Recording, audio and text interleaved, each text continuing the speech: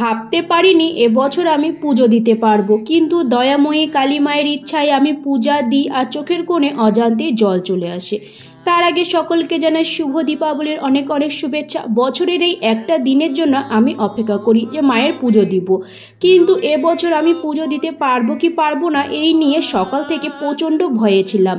আর মায়ের কাছে আমি বারবার করে অনেকবার নিবেদন করছিলাম যে মা, আমি যেন এবছরে তোমার পূজাটা দিতে পারি, সামনের বছর থেকে হয়তো আমি আর পুজো দিতে পারবো না। তো যাই হোক, মা আমার উপরে দয়া করেছে দেখে আমি কিন্তু স্নান করে চলে এসেছি ভোগের বাজার করতে। এবছরও কিন্তু ভোগের দায়িত্বটা আমি নিয়েছি, তাই কাকিকে সাথে নিয়ে আগে মুদিখানার দোকানের বাজার, তারপরে সবজি বাজার, এরপরে চলে এসেছি ফলের বাজার করতে। আর বাজার করার পরে ব্যাগটা এত ভারী হয়ে গেছিলো যে মুদিখানার দোকানের ভাইটা ব্যাগটা নিয়ে এসে দেয়। তো এখানে বাজারটা কমপ্লিট করে নেওয়ার পরে দুধের প্যাকেটগুলো নিয়ে গিয়ে সুশীলাদের বাড়িতে রেখে দিয়ে আসি, কারণ আমাদের বাড়িতে ফ্রিজ নেই। তাই তাদের বাড়িতে দুধগুলো রাখার পরে দেখি আমাদের মা কিন্তু চলে এসেছে, তাই মাকে এখানে বরণ করে নিয়ে যাওয়া হচ্ছে মায়ের স্থানে। তো মায়ের কাছে কিন্তু আমি এখনও প্রার্থনা করছিলাম, মা দেখো আমি যেন তোমার পুজোটা এবছরে দিতে পারি। তো মা কিন্তু হয়তো আমার উপরে একটু দয়া করেছে, তাই আমি পুজো দিতে পেরেছি। আমি এই নিয়ে কিন্তু এখনও অনেক অনেক খুশি।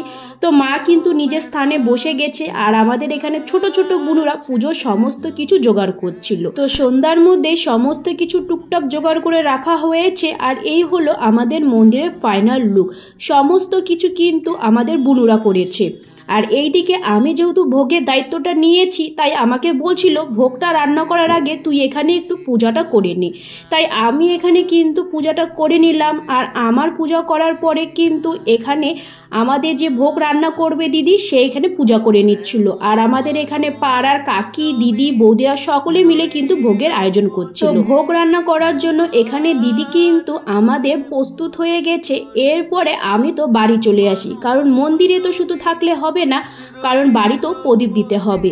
তো বাবা এখানে সবার প্রথমে প্রদীপ দেয়, এরপরে কিন্তু মা এখানে প্রদীপ দেয়। আর আমিও কিন্তু আমার ঠাকুরদা, ঠাকুমা আর দাদুকে প্রদীপ দিই। আমার ভাইও প্রদীপ দিয়েছিল, কিন্তু সে কাজে থেকে এসে তারপরে দিয়েছিল। এরপরে আমি আবারও চলে আসি মন্দিরে, কারণ এখন সমস্ত ভোগের জিনিসগুলো আমি এখানে গুছিয়ে রাখছিলাম। বুনুদের কাজ শেষ হয়ে গেছে, তারা বাড়ি চলে গেছে, আর আমি এখন এখানে টুকটাক করে সমস্ত কিছু গুছিয়ে রাখছিলাম, কারণ সবাইকে তো মিলেমিশে কাজ করতেই হবে।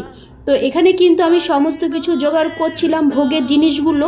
এরপরে কিন্তু একে একে বুনুরা যে প্রদীপগুলো সাজিয়ে রাখছিল, তার মধ্যে কিন্তু আমি এখানে তেল দিয়ে গুছিয়ে রাখছিলাম। এরপরে আমিও চলে আসি বাড়িতে রেডি হওয়ার জন্য। আর আজকে কিন্তু আমি ভেবেই রেখে দিয়েছিলাম একটা লাল টুকটুকে বউয়ের সাজ, তাই এখানে কিন্তু লাল শাড়ি, লাল ব্লাউজ পরে আমি রেডি হয়ে গেছি। মাথার মধ্যে ফুল দিয়েছি, কানে ঝুমকো পরেছি। আমাকে কেমন লাগছে অবশ্যই কিন্তু আমাকে কমেন্টে জানিও। আর এইদিকে কিন্তু পুজোর সময় একদম হাতে গোনা আর কিছুক্ষণ বাকি আছে, তাই আর সামান্য টুকটাক যা যা জোগাড় করা সমস্ত কিছু ওখানে দিদি জোগাড় করছিল। আর এইদিকে বাকি দিদি, কাকি, বৌদিরা বসেছে কিন্তু সবজি কাটার জন্য, কারণ কালকে কিন্তু আবারও খিচুড়ি রান্না করা হবে। আর এইদিকে কিন্তু আমাদের ঠাকুর মশাইও চলে আসে। তো ঠাকুর মশাই মায়ের মুখ খুলে কিন্তু এখানে মাকে এখানে ফুলের মালা, বেলের মালা দিয়ে সুন্দর করে সাজিয়ে নিচ্ছে। আর আমি কিন্তু মনে মনে খুবই খুশি যে মা আমার কথা শুনেছে, মায়ের পুজো আমি কিন্তু অবশেষে দিতে পারবো।